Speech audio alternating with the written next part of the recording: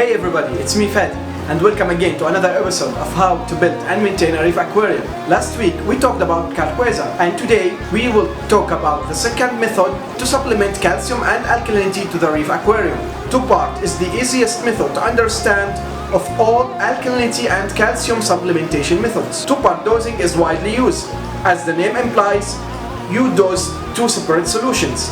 The first one is the alkalinity part, and the second one is the calcium part.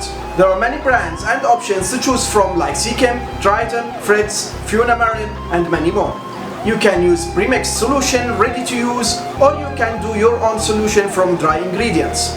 The most economical way is to prepare the solution by yourself from dry ingredients. You will need dry calcium chloride and sodium carbonate or sodium bicarbonate, aka baking soda. And I will show you how to mix and prepare Randy's recipes that many people use for dosing reef aquarium two parts. Remember, make sure that each part must have its dedicated container and never mix them together, as they will react together and form insoluble calcium carbonate.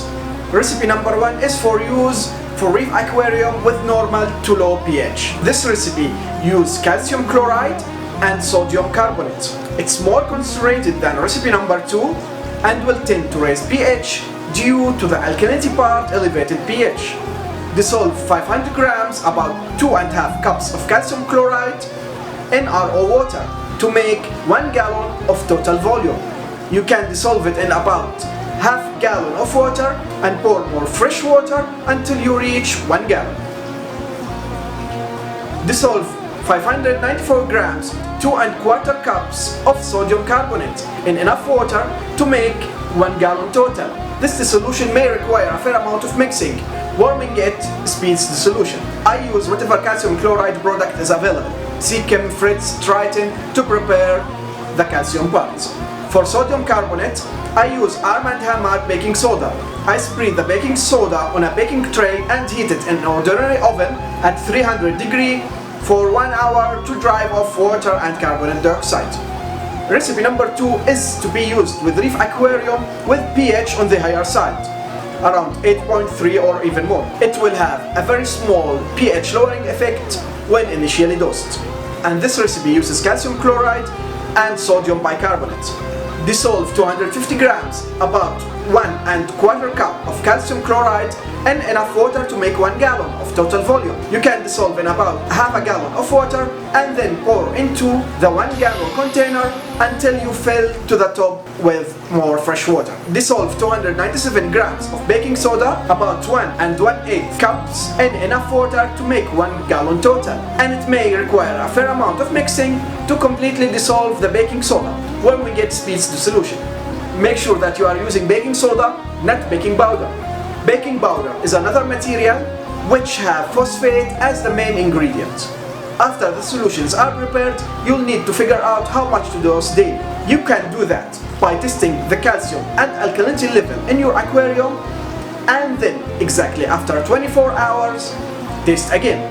Then you can use the two-part dosing calculator to determine the daily dose. You can use the calculator available on my website, fadiaqua.com, and I'll talk in more details on how to use the calculator in a few minutes. After that, you can start dosing.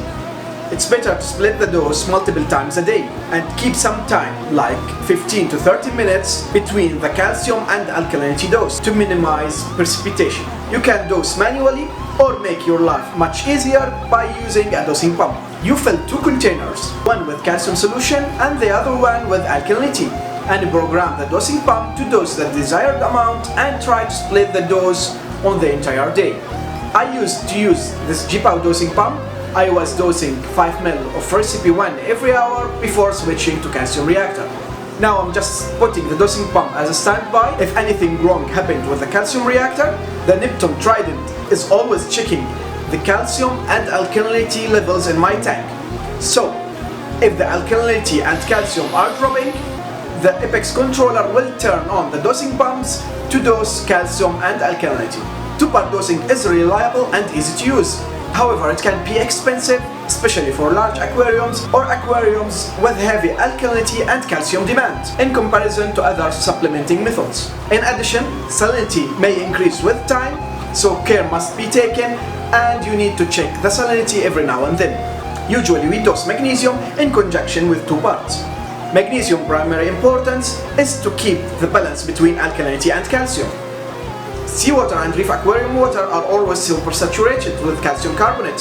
Whenever calcium carbonate begins to precipitate, magnesium binds to the surface of the calcium carbonate crystals and stops the precipitation.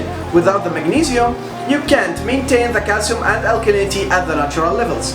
In addition, corals will use magnesium to build their skeletons. However, it will not be used as much as calcium and alkalinity.